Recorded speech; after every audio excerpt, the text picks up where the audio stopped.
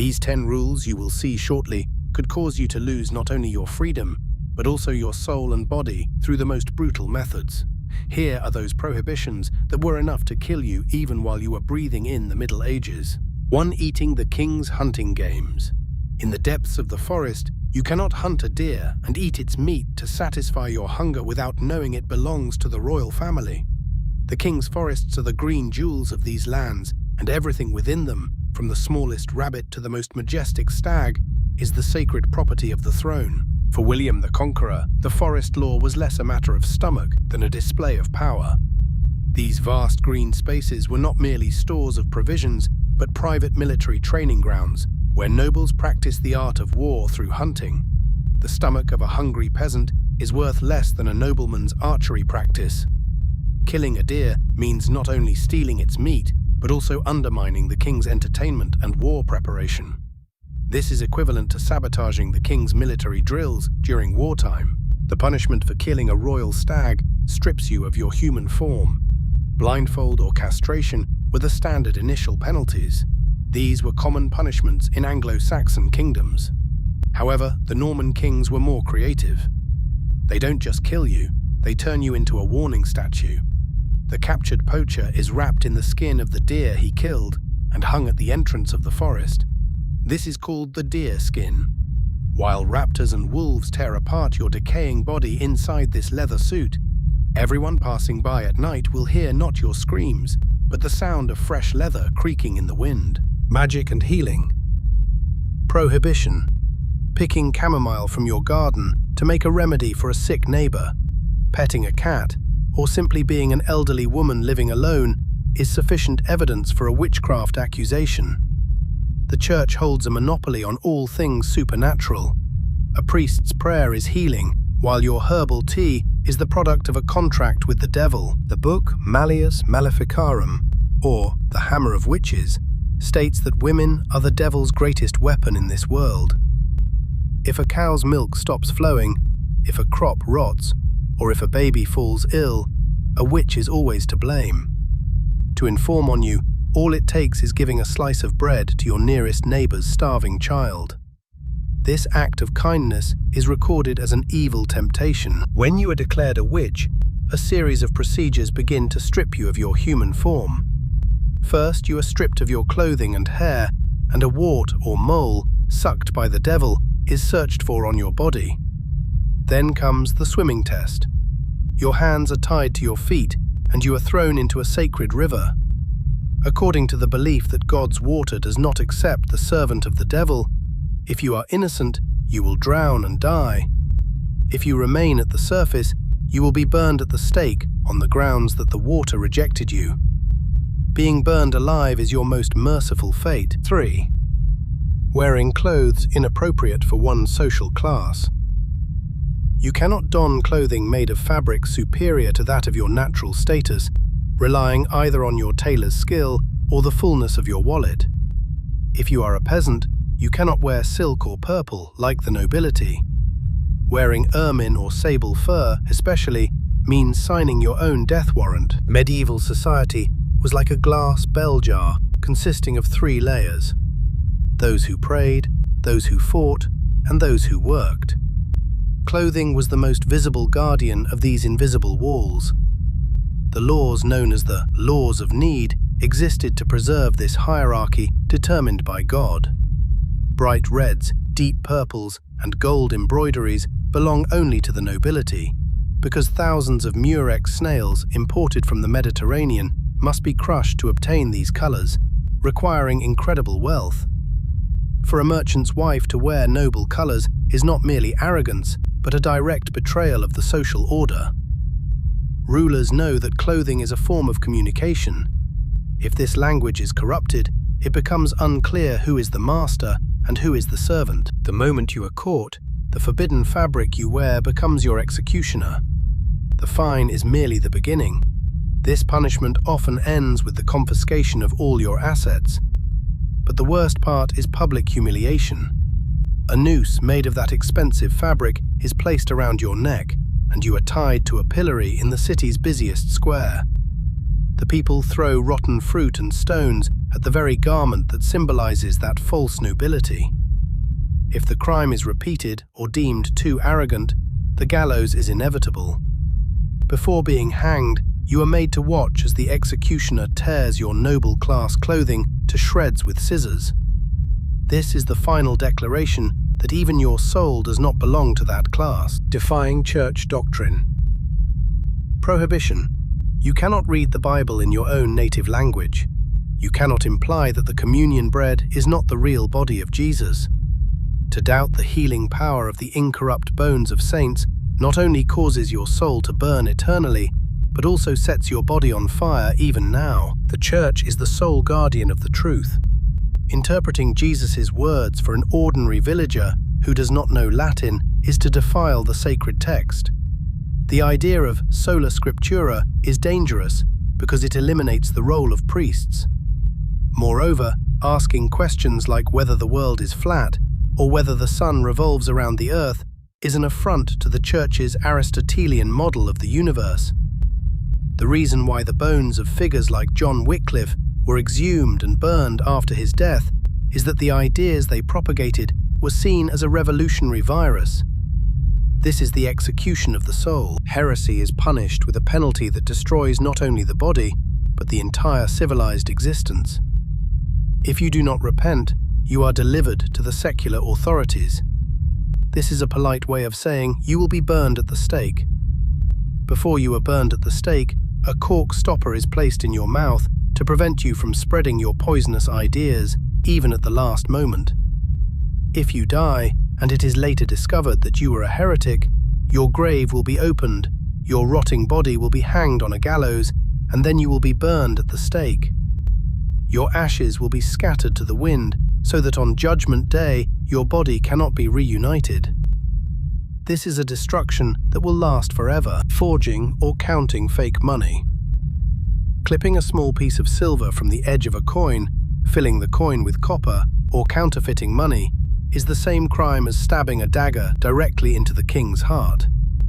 Scraping together a few pennies worth of silver literally costs you every last drop of your blood. The economy of the Middle Ages was based on trust. The portrayal of the king's face on a coin was proof that the piece contained a certain amount of precious metal and was guaranteed by the throne. Degrading the value of the coin undermines the entire kingdom's commerce, robs soldiers of their pay, and leads to the rebellion of mercenaries. Therefore, counterfeiting is classified as treason. Tampering with money bearing the king's image is an affront to his sovereignty. It is not coincidental that Dante condemns counterfeiters to the very depths of hell, doomed to rot with loathsome skin diseases in his Divine Comedy. The cheap metal inside counterfeit money serves as the basis for punishment. In counterfeiting, molten lead or copper is poured into your mouth using a large ladle. This is the punishment known as making you drink boiling metal. Your internal organs instantly boil, and you cannot scream because your throat has melted. Alternatively, there is a more popular method. Counterfeit coins are heated in a fire until they become red hot and are dropped onto your palm using tongs. You are forced to hold the coin until your hand turns to charcoal. This is the imposter's handshake. Gossip and slander. Whispering about your neighbor's wife or saying the local lord is stealing taxes could be your last words. The people's voice should only be heard when singing hymns in the church choir. Outside of that, it should be silent like stone walls. In the feudal system, knowledge is more valuable than gold and is guarded more tightly. Rumors of a lord's financial weakness are the spark that ignites a rebellion. The rumor that the queen is unfaithful could declare the heir to the throne illegitimate and trigger a civil war. Therefore, spreading scandals and rumors is equivalent to treason. Women's idle chatter is the breath of the devil. If husbands do not control their wives' tongues, they are considered complicit. The extent of the gossip determines the nature of the punishment. For a small remark, you are tied to a pillory and your ears are nailed to the wood. At the end of the day, your earlobes, tied to a rope, are cut off with a knife. However, the punishment for speaking against the king is branding. This is called the gossip bit. A metal cage is placed over your face, and a sharp-tipped iron rod is inserted into your mouth to press against your tongue. With this device, you are led through the city streets. Every time your tongue moves, this rod tears your palate and tongue. You cannot speak, you can only vomit blood. This is the way to drain the poison of words from you. Suicide attempt. Killing oneself. Your life does not belong to you. Even in the most unbearable pain and the darkest plagues, you cannot decide your own death. Tying yourself to a rope, jumping off a cliff, or stabbing your heart with a knife. If these fail, your soul is already lost in hell, and your body will suffer a hell on earth. According to St. Augustine, the commandment, "Thou shalt not kill," includes self-killing. Suicide is the devil's greatest victory, for it leaves no time for repentance. The soul is condemned directly as sinful. In feudal society, suicide is also a property crime. If a serf commits suicide, the lord's labor force decreases. If a craftsman commits suicide, the king's tax revenue decreases. Therefore, you would be rebelling not only against God, but also against your lord and king. Life is a link in the feudal chain. You cannot break it on your own. If your suicide attempt fails, you will surely survive to be punished for it. Your body will be branded with the symbol of the method of death you chose. The hands of someone who tried to hang themselves will be cut off, so they can never grasp a rope again. The right hand of the person who stabbed you in the chest will be burned at the wrist and charred. If you die after being successful, your body will be tied to a donkey's back and dragged face down through the city. A wooden stake is driven through your heart, and you are buried at a crossroads. The crossroads are meant for your soul to lose its bearings as to which path to take, and to be trapped in purgatory forever. Violation of the night curfew. After the night bell rings, the city gates close not only to the enemy, but also to you. You cannot step outside. If you don't have a torch and you're in the dark, no matter what your excuse, you're considered part of the darkness, and therefore a criminal. Medieval nights were a realm of utter chaos and danger. There was no public lighting. The night watchman law was intended to prevent theft, arson, and conspiratorial meetings. The law defines anyone wandering without a torch as a potential murderer or thief. The brutality of the ban is based on practical fear. Loose pigs, packs of wild dogs, and sewer pits are within the city limits. Night guards have no interrogation skills, they only have reflexes. They don't shout, "Calm down, friend or foe." They immediately shout, "Who's there?" and start running.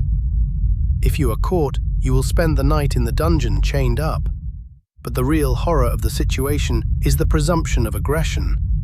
If a guard cannot see you in the dark and perceives you as a threat, he has the right to kill you on the spot without question. Your body will be left where it is, in the mud, until dawn so that it can be recognized. Collecting poisonous weeds and medicinal plants. Collecting hemlock, henbane, or belladonna from your garden, even for the purpose of making rat poison, is the work of witches. Knowing nature's deadliest gifts and plucking them is proof that you possess deadly knowledge. In the medieval mind, the only logical explanation for a person's knowledge of poisonous herbs was that they intended to use them to kill people. Medical knowledge of the time was incapable of diagnosing poisoning. Therefore, every sudden death raised suspicion of poisoning. Collecting hemlock is interpreted as preparation for a royal assassination.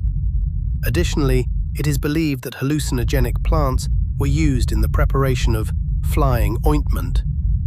It is claimed that the women who cultivated these plants would apply this ointment to broomsticks to fly while dancing with the devil. For a chemical crime, a chemical punishment is administered. The test poison method requires you to drink a mixture made from herbs you have collected yourself.